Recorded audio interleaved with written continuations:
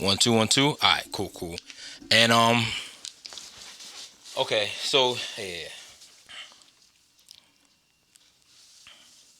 live streaming.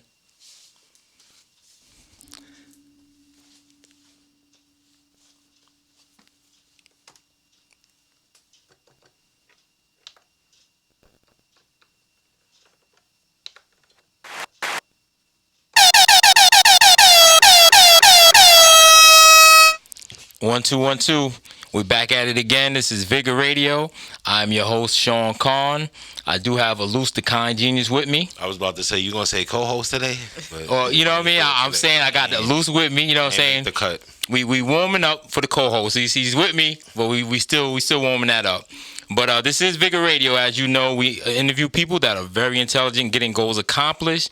And today I have with me the definition of grind and hustle. If you look in the dictionary, you will see her picture. She is the Swiss Army knife of the grind. Ladies and gentlemen, let's get a round of applause for Go Getta in the building.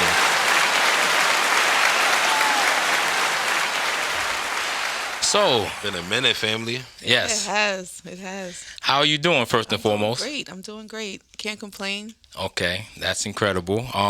Yeah, like I said, you are the epitome of grind. The Swiss Army knife that I know, you know what I'm saying, in this game. You do so much from video editing, clothing, management, so many different things that you do. But first and foremost, we're going to start from the beginning. Let everybody know who you are and where you're from. Name is Go Getta. I'm from Queens. You know, Queens get the money. Born and raised here all my life. Queens get the money. That's right. I just want you to hear that, Elus. Queens get the money, yes. Sound effects. Big up. I need all the sound effects for that because Queens gets the money. That's all right. And you know what it is. Yep. All right, so you heard that. She's Queen. She's from a queen from Queens.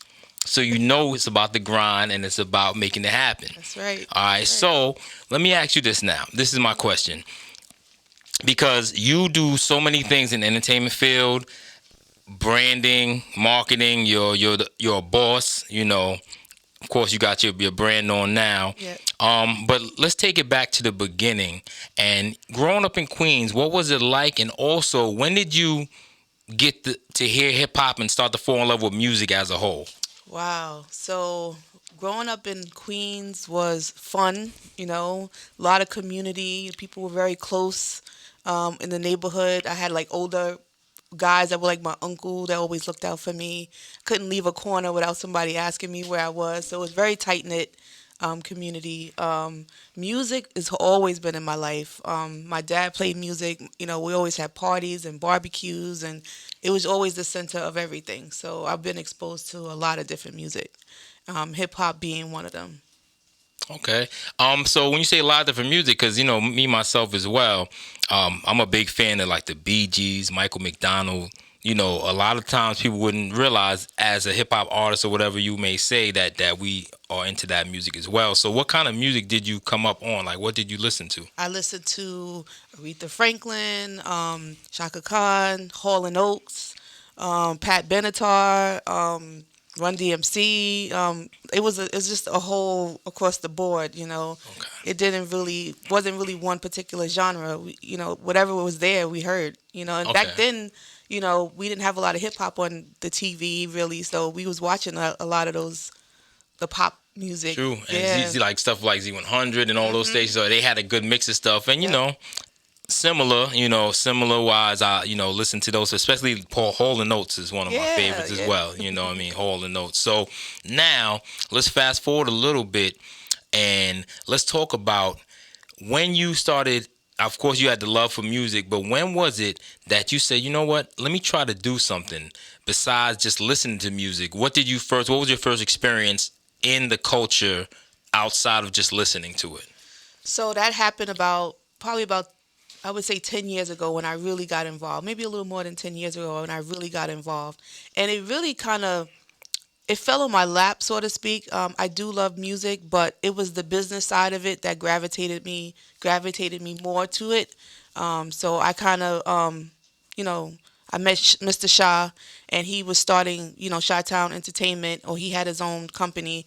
And I came in and I saw the business and I listened to the music, and I'm like, this is something I can see myself kind of building out and branding. So I came on board, and, I'm always the behind the scene person. I'm the one that's always thinking and kind of planning things out. So that's really where I started getting involved with the indie music, and what can I do to be involved in that even more. So it started from there, running Chi-Town Entertainment, going out doing A&R work, finding artists that I was interested in, that I liked their sound and wanted to bring them into our home and help develop them. That's really where it kind of bloomed from there, and I got exposed to more and more artists. I got to meet more and more people in the whole industry, and from there it just kind of built from there. Well, yeah, that's good. So you put in over a decade of this grind, which is great. And what I always say is, if you're doing what you love, it doesn't seem like hard work or a job. Of course, you put in the time, and it's a lot of effort, a lot of just behind the scenes work, like you said. But if you're passionate about what you do, it's like you're enjoying the journey. Yes. Right? Yeah, it is. No, definitely. Absolutely. Now let's talk about all the things that you do. You know what I mean? Because, we talked about a little bit of you being a Swiss Army knife, but let's literally get into it. Like, okay, I've seen video production, shooting and directing and editing. Mm-hmm. Of course, we're going to get into the clothing line in detail as well. But let's just start with that. When did you become a videographer? Okay, so that was all part of Chi-Town Entertainment. One of the things that I was having a challenge with, bringing different people into the business and working with me was, I needed a videographer. And, sometimes I would have videographers that were not the best, not what I liked. It was just a lot of different issues. And I said to myself, maybe I should learn it. Maybe I should learn it and make that sort of like an in-house service for the company. And it started from there. I started shooting for Mr. Shah, playing around with the camera. I love shooting pictures already. My dad did it. So sort of something I naturally gravitated to, and it just became like a natural thing. And then the editing piece, over time I picked it up. I sort of self-taught myself, and like YouTube University was where it's at. But that's how I learned. I learned, and I continue to work at it, find different techniques, and build my skill from there. So since I had that as an in-service, I started marketing myself as a videographer. Going to events. I would sometimes just go to an event and shoot, edit it, and send it to the person free of charge. And they'd be like, "Oh man, that's nice. I'm gonna hire you for the next one." That's how I got it. Okay. So I got to put a little extra work in, and that's how people get to see your work. Otherwise, how are you gonna know? What you're capable of doing. Yeah, Salute to being self-taught. That's fire. And I was gonna speak on that. I was gonna say, she mentioned something that I say too: the University of YouTube. Yes. And Google. Yes. But YouTube, because visually learning is a lot easier than just reading up. Actually, at least for me. Yeah. Right. So I want people that are listening in to understand that you can do anything nowadays that you want. I mean, even if you don't know anything about building a car, you can build a car. Absolutely. Off of YouTube videos. Yep. So just understand how important that is and what you can learn. But you got to do your research. You got to study. It's still like you're in school. You know what I mean? And that's why we call it the University of YouTube. You know? got to keep practicing. You got to keep practicing. It's not going to just come to you that one time. You got to keep doing it, and practicing. You'll get better at it. Listen, I just today I was in class on YouTube because for some reason when I was putting the key in my ignition, it was saying key error and it would not start. And this was this morning, and I'm like, yo, what's going on? I went onto YouTube. I got into the class. I put exactly what the problem was. Yeah. And next thing you know, somebody was on there, and he took a little wrench, and all he did was tap on the ignition piece on the top and bottom, 3 taps. I did it, and it worked. Wow. I said, now, how did you... but hey, listen, amazing. I'm just happy that it worked, and it was something I could look up. Yep. Now, because this is something that's really popping, Soduhpop, right? Pop. Now, let's talk about how did this all begin and what was the origin on this brand? Okay, so I went into business with two other partners at the time. He graphic artist was like, hey, I want to start this business, but I need some help. I want to, bring you in. I have that behind the scene business kind of mind. So I'm like, sure, I'll help run the business. And we got in, we started, laying out the game plan and coming up with designs. And that was about 8 years ago. So simultaneously, I'm doing Chi-Town. I'm also doing Soduhpop. So that was like something else that got added to what I was doing. But I was excited about it because it was something that I was unfamiliar with. I didn't know anything about T-shirts, and I didn't know anything about how to make them. I just wore them, So that was a whole different world. Like now I'm actually sitting there trying to look at items and, find vendors and, research, heat presses and prints and all that stuff. And that's all new for me. But I had to do the work. I did the work, and, I continue to, evolve myself and learn the business. So the three of us kind of got into the business. And Soduhpop basically is, at the time, we were having sort of like a play on the word, like a soda.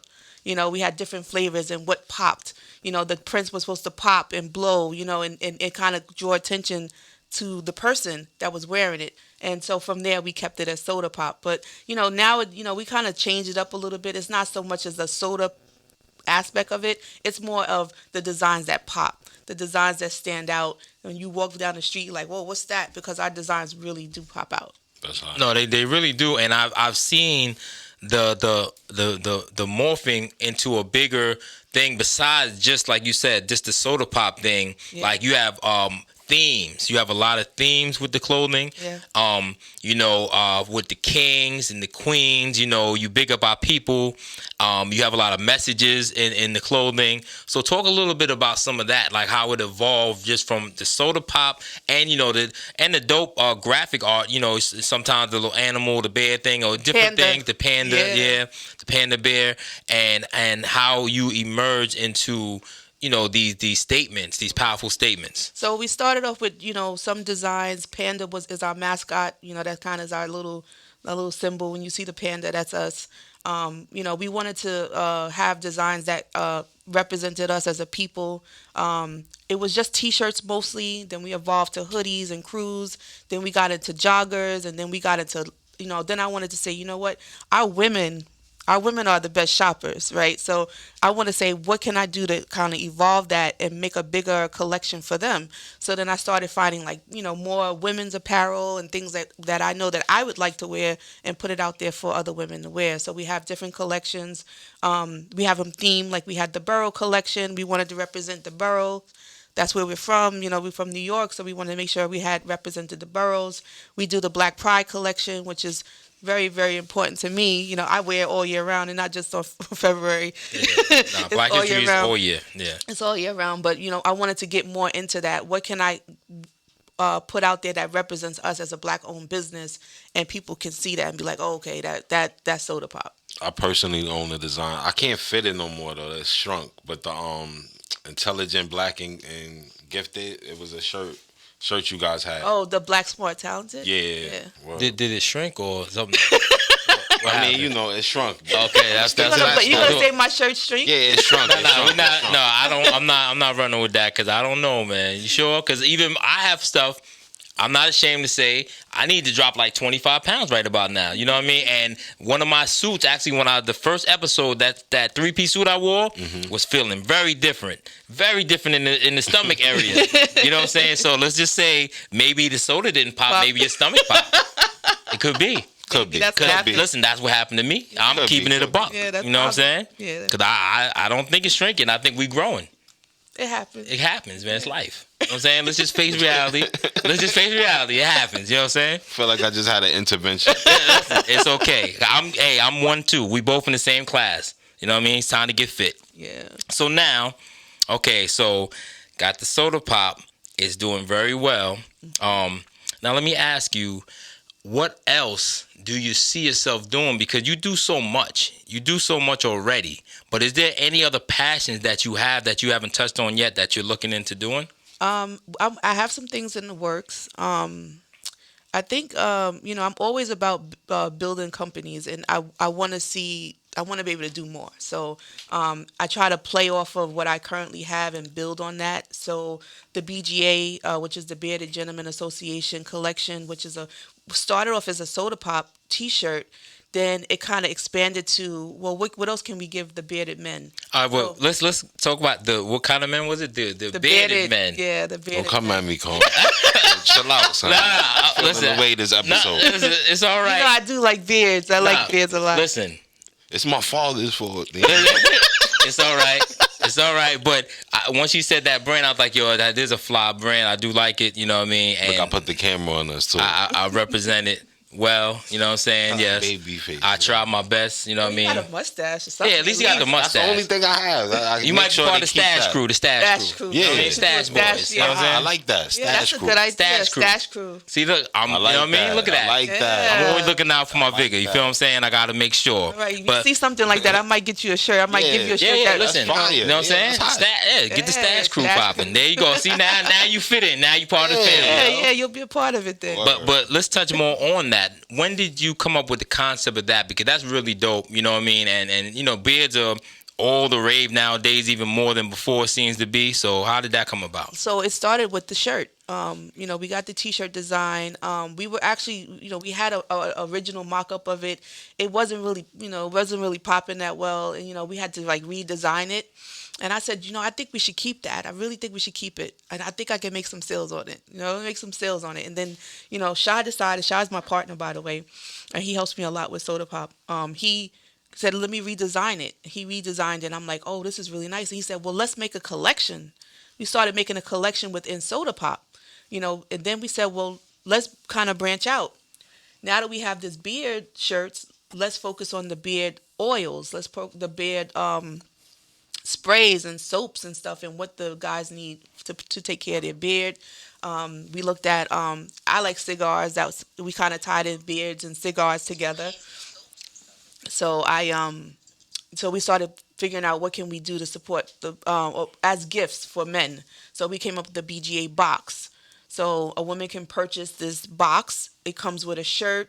It comes with the soaps, the lotions, the oils, and any kind of beard product, and you can give it to the man as a gift, Father's Day, Christmas, or whatever, and that's where it built out from there. Now, the other thing that you don't know is the products within the BGA box are from another company that I'm building out called the Michael Lavora collection, or Michael Lavora. So Michael Lavora is my father's name. And so I wanted to have a business that's under his name. So that is strictly the oils and the beard oils and the soaps is coming from that company. So within the BGA box is the Michael Lavora, which is another company. So I'm also working on that. So that's another website that's going to be coming out. That'll have candles and soaps and things like that. So I'm kind of branching off. And they all tie in together in some way. Swiss Army knife of the grind. Yeah, that's fire. You know what I mean? A brand within a brand, 3 brands. 3 brands. Soduhpop supports the BGA box shirts, and then Michael Lavora supports the BGA box. 3 brands in one. That's hot. That's fire. Yeah. Can we get a round of applause just for that? Just that alone, Yeah, you gotta let that play out. Like, this is a standing ovation right here. That's popping. Yeah. Nah, you're doing a lot of things now. I want to talk a little music right now. Let's talk a little music because you do so much behind the scenes and everything. But let's just talk a little music. Like, today's music. We're in 2022. What are you listening to on the new side of things? Because of course we always gonna take it back and listen to our favorites and all that. But is there anything currently that's new? Like, who are your new artists within the last 5 years or so that you tune into, if any?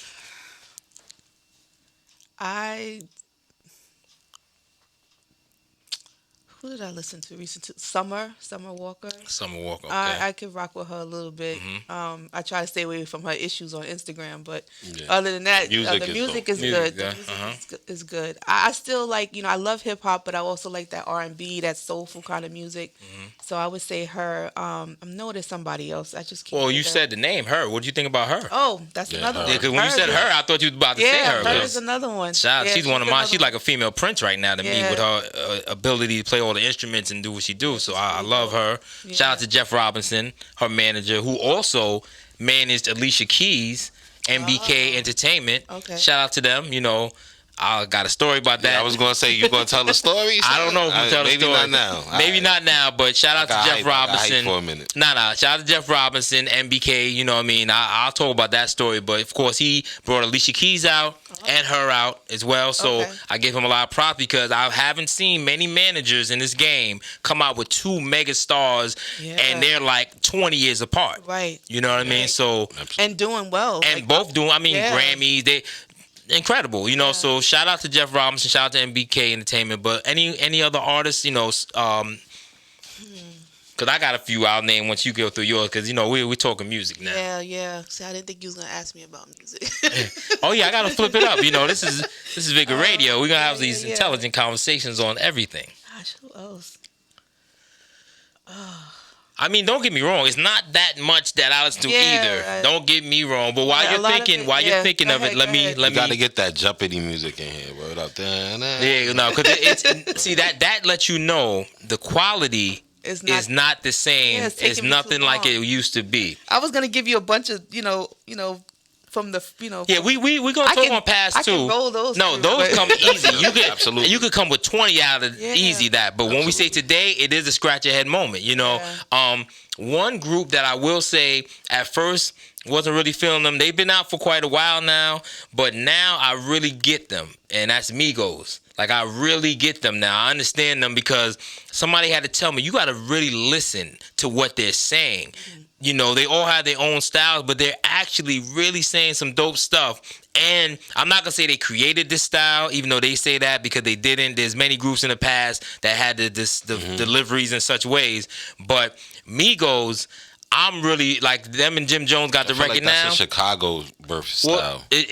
Twister, shout out to Twister. That's Chicago. Twister, like, you know. when he was Tongue Twister back in the 90s, remember he was Tongue Twister before just regular Twister. Yeah.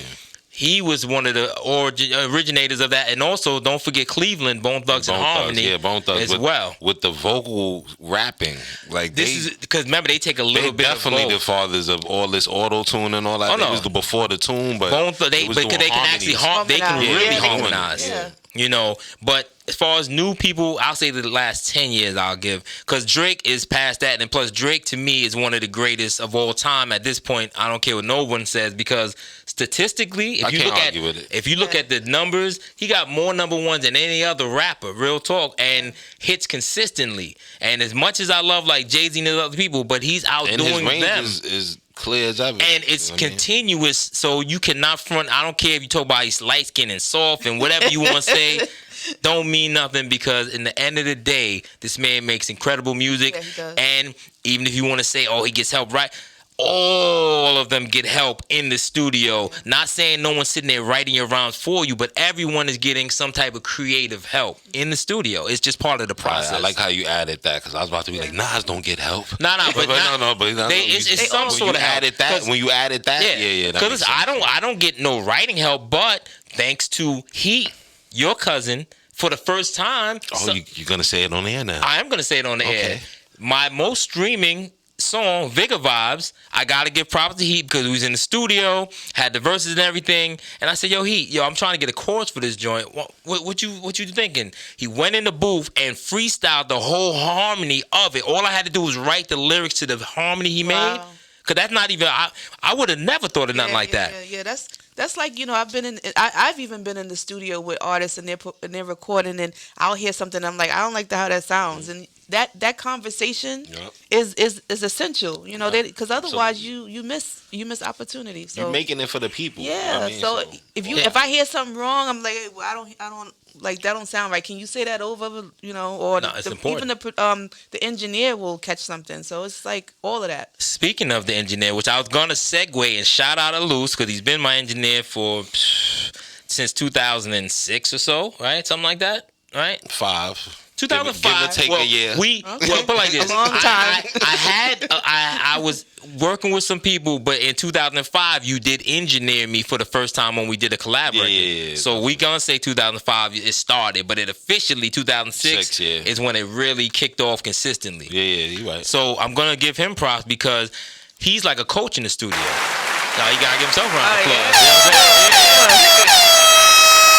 Something told me, yo, just play the sound effect, bro. Nah, you had to do that because Hip Hop Gamer, who was my guest last week, shout out to him. He touched on that as well, shouting out the engineer, how important it is. Yeah. But not just an engineer that plays, push buttons, how you like it, sound good, okay, let's go. Exactly. He actually will be like, nah, yo, you could bring more out. Yo, come on, give me this. Or tell me, yo, I need you to feel happy, smile in there, do this, do nice. that. That's nice. And it helps me out musically. You know what I mean? I got on my Rathacon shirt right now, which is my newest project.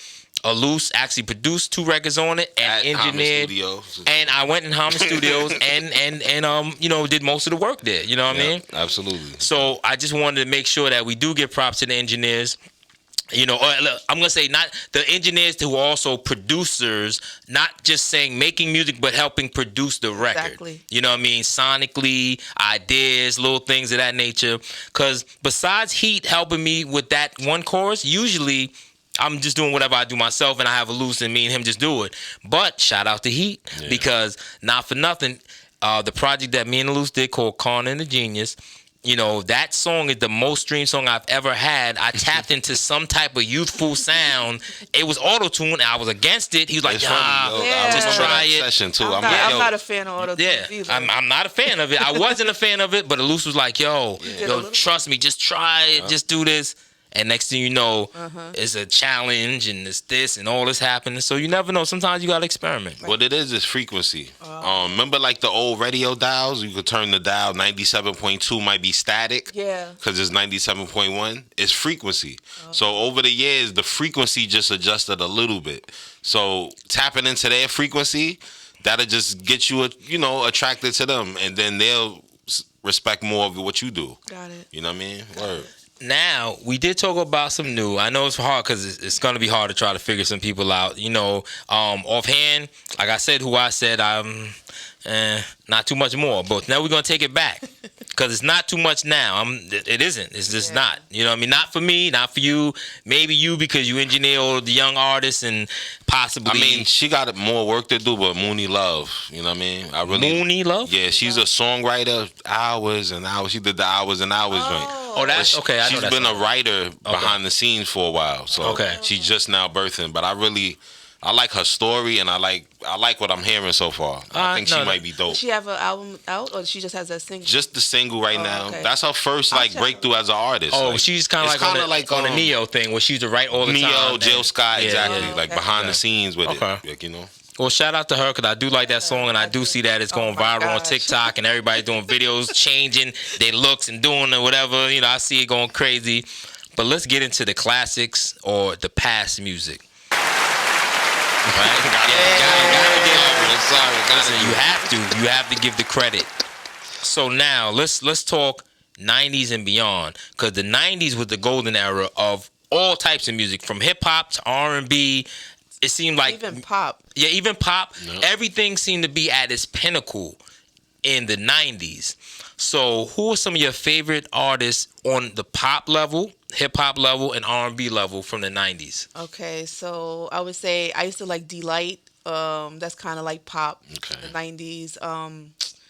De La Soul was a little before that, but I still want to count them. Oh no, they carried over late 80s into the 90s. Let's see, De La Soul.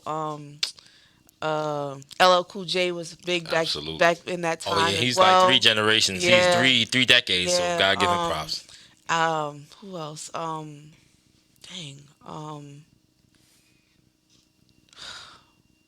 Well, while you think, I'm gonna say shout out to the Wu-Tang Clan. Yeah, because they in the 90s started something that was never seen before. It's like so many different.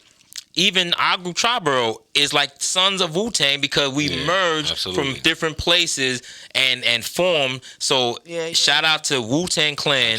They changed the game and taking a theme like the drive-in kung fu movies on Channel 5 that we used to watch on Saturdays. They took those movies and made a movement. To this day, I will walk around and see every culture wearing a Wu-Tang shirt. Even if they're not in the hip-hop, they know Wu-Tang Clan. Rap group. Exactly. Culture. So they culture changes. So shout out to Wu-Tang. Culture changes. My R&B was Jodeci. Jodeci. They were a big group. Absolutely. and Blackstreet. Blackstreet, Guy. of course. Guy's first album. Yeah, Oof, yeah, crazy. amazing. There's so many. I was thinking Lauryn Hill. Yeah. You know, Nas, of course. See, we can keep. Look how We it's can go. rolling. It's rolling, really. Come on, when it comes to the '90s, it's so easy. Yeah. You know, of So course, And Jay you slipped in the Z. pop side. Michael Jackson, Michael fam. Oh He yeah, was killing I mean, it. in the Michael 90s, Jackson. fam. He come on, how many Forever. decades? Forever. '90s, he was killing it. You know, with the what you call it, the joint where Eddie Murphy was in the video, and Remember the Time. Oh yeah. Yeah. Remember the Time. Oh, yeah. Because that was his '90s comeback. Because you know he had the '80s start. They will start to say right. '70s, late '60s, Jackson '70s 5, start. exactly. Yeah. Jackson 5. Then you go into the late '70s, early '80s with the Off the Wall, and then the Thriller. '80s Thriller took the whole Thriller. '80s crazy. Yeah. And then, you know, his comeback, you know, when he came a little lighter, you know what I'm saying, came with a different look. Right. Yeah, definitely. He did that and came back with, you know, Remember the Time, which was incredible because it did. Teddy Riley produced that. Yeah. Shout out Teddy Riley from Guy. And he produced that, and it had that New Jack Swing sound of the 90s. You know what I mean? And then even into the 2000s with Rock My World, kept it Oh, going. yeah. Butterflies. He kept it going. Come on. I mean, He evolved. Anybody got every that instrumental? I generation. need that too. Was Rock it My Butterflies World. or Rock My Not World? The remix though with Jay-Z on it. the I need remix that. is hard to find. I need that. It's hard to find. I need I don't know. Maybe it's on YouTube, probably. You know, or somebody might hear play it over. Somebody might hear it. They might send it in. Yeah, if y'all listening, Kindgenius needs that. But now the '90s, SWV, Oh yes. consistently were making hits after hits after hits. Gotta give SWV. We're gonna say that in Vogue then. We're gonna do En that. Vogue. Shout out to Yeah. En Vogue. You know That was when like that yo, sexy. Yeah, En grown Vogue. woman Listen, when they vibe. Hold On, I had Oh, yeah. crushes on Hold On. Like that was like forget about it. And then for the Set It Off soundtrack, when I first seen Dawn Robinson take the lead with the What's It Gonna Be, that song. Oh yeah. Oh man, she was changed right. my life with that. Like it was really something. Like that song really like affected me. It was a great song, you know. But I was just like, oh, because I'm used to seeing the girl Cindy Yeah, singing the lead, and then when Dawn Robinson, I was like, oh, because I didn't think that would ever happen. You know, used to seeing a lead singer, usually it's just that. Yeah. You know what I mean? So they one of the first groups that I noticed they started switching that up. You know what I mean? So shout out to them. Of course, if we're gonna talk hip hop, Redman for me. You know what I'm saying? Shout out to Redman. He is the person who made me want to write rhymes. That's Shout out to fine. Redman. You know what I mean? That's Brick City. And I gotta shout out Nikki D. You know what I mean? Because that was Def Jam's, and that was late '80s, but she went to the '90s. Shout out to Nikki D, Def Jam's first female rapper, just to set the tone. You know, so just put that in there. And she was nice with it. Still to this day, she nice with it too. You know what I mean? So shout out to her. The Brat. Let's just say, because the Brat was like the female Snoop Dogg. Oh, yeah. You know what I mean? Yeah. And I know Jermaine Dupri, but you know, a lot of people say, oh, they tried to bite, but you gotta look at it like this. Bow Wow was with Death Row, was rolling with Snoop as a little kid. Snoop did not know what to do with him, like where to take him in the direction. He gave him to Jermaine Dupri. So now, in turn, Jermaine Dupri kind of seen what Snoop was doing and kind of formulated the Brat. So there's nothing wrong with that. You know what I mean? Shout out to the Brat. Shout out to Emcee Light, which is 80s into 90s. Queen Latifah. So many different Yeah, people. so You know what I many. mean? And they had their time. But now 90s and say late 80s, best duo for me, EPMD. Oh yeah. Gotta give props to Yeah, EP. for Now you sure. see how easy it is for us to continuously talk about Yeah. a decade or a certain era, and when we come into now, Yeah, we like- scratch that like, wait, who? Who am I listening to? But in the youth defense, like XXXTentacion, like certain artists touch them too. They'll be passionate. It's their experience. You No, know? no, Yeah. don't get me wrong. Look So at the I can't, you know, Extension. I must But say that touched us. That was our no, experience. I get it That's because you real. know I got a daughter that's 14, and I see, you know, like she felt his music like she was like, oh, you know, that was like their Tupac. that was Yeah. like her Tupac for real, because she, you know, I see that, you know what I mean. So every generation has their music wave, because when the Beatles came out and it was that British invasion, those parents of those teenagers, which was like our parents or whoever, maybe older, their parents was like, what is this nonsense? Exactly. You know what I mean? They was into maybe Cab Calloway, hottie ho or something, and the Beatles came with a whole different vibe, and they were like, what is this nonsense? Yeah. And then when we were younger and hip hop came out, and our parents was into the Luther and the Nita and the Chalk and everything, and when hip hop came out, they're like, what do you listen to? And why you got that stupid flat top? And what is this nonsense that you're doing? Yeah, see what I'm saying? Fat Boys and all that. So as a parent now, I understand music is generational. So that's why you have groups from the 80s and 90s that can still tour the world and be sold out, because these people are still alive and they still fans of those people. Yeah, but there's also the young generation that are going back to listening to that. So my son is listening. He like listened to Erykah Badu. He's blasting it. He's like, yo, this is fire. I'm like, this has been around. He's like, how come you didn't tell me? I'm like, I play it. You was into something else at the time, and now your ears are opening up, and you want to hear that stuff. And they're discovering. Yeah, they're discovering it. So a lot of them become big fans of the generations of the past. No, it's true. It's true, because the same thing with my daughter. Sometimes I got WBLS on or something, and then she's singing. I'm like, how you know that song? I know that song. I'm like, I never play. How do you know that song? Yeah. And she be knowing the song. So I'm like, all right, so they do listen. Yeah. They do listen. And then, just like me, I cannot say that, I mean, I was maybe alive with some of the B.G. stuff, but it's not like I grew up on no B.G.s, but their music and songwriting so incredible that to this day I listen to a lot of their music. You know what I mean? Even with the Beatles, there's some of their songwriting is just, John Lennon and Paul McCartney, some great songwriters, Yeah. So music is generational, but we do end up going back and doing our history and learning and becoming fans of things for the past, Yep. All right, so let me ask you this now, because we talking music, right? Let's just talk movies for a second. Movies. Oh, I'm horrible at movies. Well, what you gotta say? Yeah. Well, what I'm gonna say is, I know movie theaters are not the same anymore because of what's been happening. We're not even gonna talk about it because we don't want to know whatever. We don't want nothing crazy going on. But what's your favorite movie? My favorite movie of all time? Of all time, if there is one. I have a couple. Purple Rain is my favorite movie of all time. That's a great movie. What else? I like The Color Purple. That was another favorite movie of Purple all and time. Purple. Okay, I'm seeing two the purples. theme. I'm Yeah. seeing the theme. Color Purple. That's not even my Rain. favorite. It's not even my favorite color too. So that's interesting. Oh, look at that! Color Purple, Purple Rain. See, I watched all the Exorcist movies. See now. That was pretty interesting. Interesting. Yeah. See, now you're bringing back bad memories. You're bringing back bad memories because The Exorcist, as scary as it was even worse that my brother used to like turn the light and say, the demon's coming. So even to this day, there's still a little fear in my heart for that movie. You know what I'm saying? Because of that torture. You know what I'm saying? But, sorry, I had a moment because you said that word and everyone heard it's like kryptonite, but go ahead. The Exorcist did me dirty.